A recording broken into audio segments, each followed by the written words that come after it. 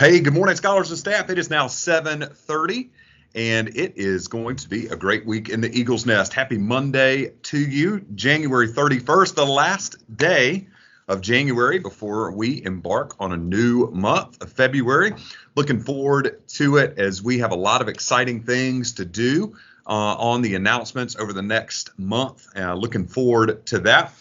We start our unit on Black History Month tomorrow, as tomorrow marks the first day of February, and February 1st always brings in the Black History Month celebration. So we're excited about that. So we have a lot of things planned for morning announcements and throughout the month as we begin to celebrate that. But we have something we need to celebrate first. Oh, I'll get to that in just a moment. But first things first, we want to make sure that we are following the Fairview Five. So, hey, scholars, look, it's a new week, a brand new week in the Eagle's Nest. And so you can think about, hey, what are some things last week that I want to maybe self-correct? I want to soar in the hallways. I want to follow the Fairview Five. What are some specific things that I can do?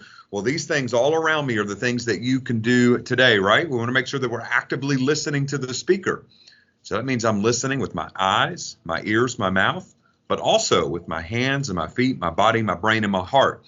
Because I may be looking at the teacher while the teacher is teaching, but if my hands are moving around and my feet, I'm stomping around, I'm not focused. I'm not actively listening. So making sure that we are tuned and dialed into everything that our awesome teachers and staff have for you today. Also keeping our hands and our feet to ourselves. We want to make sure that we're cleaning up our area, right? That not only means just picking up trash, even if it's not yours, right? If you see something in the hallway, just pick it up, throw it away. We appreciate that. That really keeps our school community clean. And also, it means the walls as well, right? We don't want to put our hands and feet on the walls that are painted because we don't want any of our quotes or our murals to be chipped away or anything like that. Also, be kind to others with your words and actions. That's just a great thing to do. And you're going to realize as we start our unit on Black History Month that a lot of the folks that you are going to learn about were kind to others with their words, but more importantly, their actions. So we are going to learn a little bit more about that starting tomorrow, because you've probably heard before, actions speak louder than words. Words we can use to be nice to people, but our actions too are really what counts in the long run. And then the rock's in the middle for a reason, because it's number 5, do your best. Because if you do your best and you follow these Fairview 5, then you have an opportunity to sign that rock, because you will become a Scholar of the Week, right? So we crowned 6 Scholars of the Week last week. So looking forward to seeing who our 6 are going to be this week. Hey, just a couple of reminders, right? You took your device home this weekend. You need to have that back today, making sure that you bring your charger and your device each and every day. This is very important because you want to make sure that you are carrying that to and from home so that you can participate inside your classrooms in case your teachers are using your iPads or using your laptops. So make sure you're bringing those each day. Also, our masks are over our mouth and nose at all times. We want to make sure that we are wearing those, except for breakfast and lunch, of course, and making sure that we're washing our hands each day, right? Keep up with that. That's a great hygiene practice to have. If soap and water is not there, then just use some hand sanitizers. Nothing wrong with that, right? Keeping your hands clean at all times.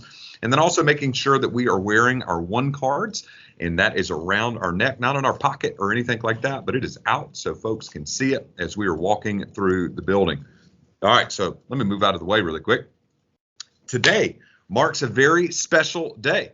So today is Chinese New Year, right? And so, hey, we celebrate New Year's Day on January 1st, but Chinese New Year is actually on February 1st. And so today is Chinese New Year Eve.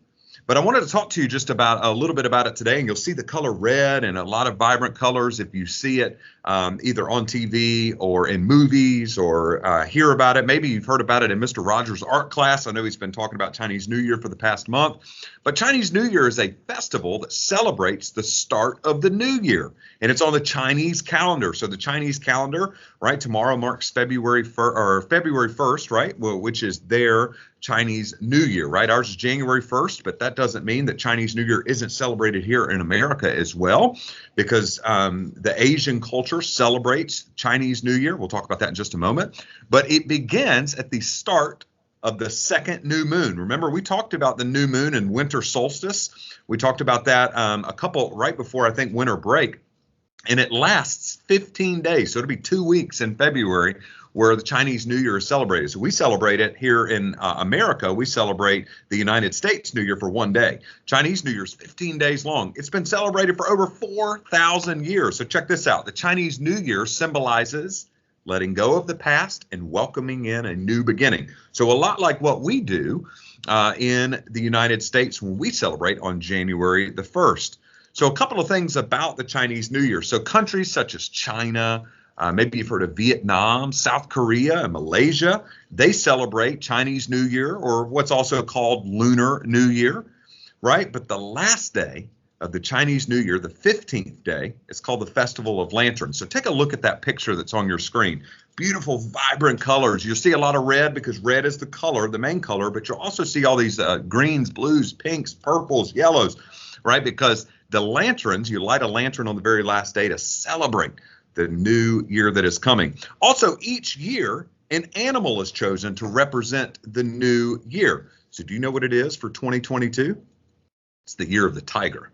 Well, if you keep up with football, the Bengals are in the Super Bowl, so maybe there's some luck there. I don't know what's going on with that, but hey, the year of the tiger for 2022. So the tiger is going to bring good luck and prosperity and hope.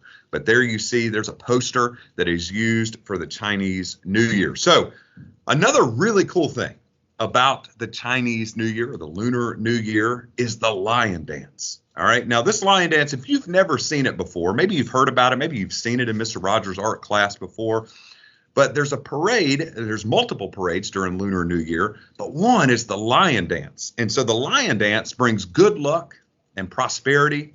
And sometimes if you celebrate Lunar New Year or Chinese New Year, you get a red envelope. The kids get a red envelope, and they put that into the mouth of either the dragon or the lion, and that brings good luck for the entire year. So this morning, I know that the lion is probably doing a parade in China or in South Korea, or hold on a second. Got a text here. Well, wait a second. It looks like the lion has actually stopped by Fairview Elementary today. Huh, go figure. I didn't see him come in. Hopefully he swiped his one card on the way in. Well, I'll tell you what, scholars, let's do something this morning. Teachers, if you could help me with something, in just a second, when I'm done making the announcement, if you could take your scholars and line them up against the wall outside of the hallway. Scholars, make sure you have your masks on. Make sure that you have a good little separation between you and the person beside you. And just maybe the lion will come down the hallway. We'll see. But if you could quietly go out in the hallway, if the lion does come out in the hallway, scholars, you can't touch the lion. Please don't touch the lion, right? Because that makes the lion angry. We don't make the lion angry today. But this is part of the Chinese New Year tradition. Let's see if we stand out in the hallway if the lion will come. I'm going to end announcements at this time. Teachers, if you don't mind bringing your scholars out into the hallway up against the wall. And once the lion, if the lion comes down the hallway, I will end announcements over the loudspeaker. So let's go out in the hallway and see if the lion will come today.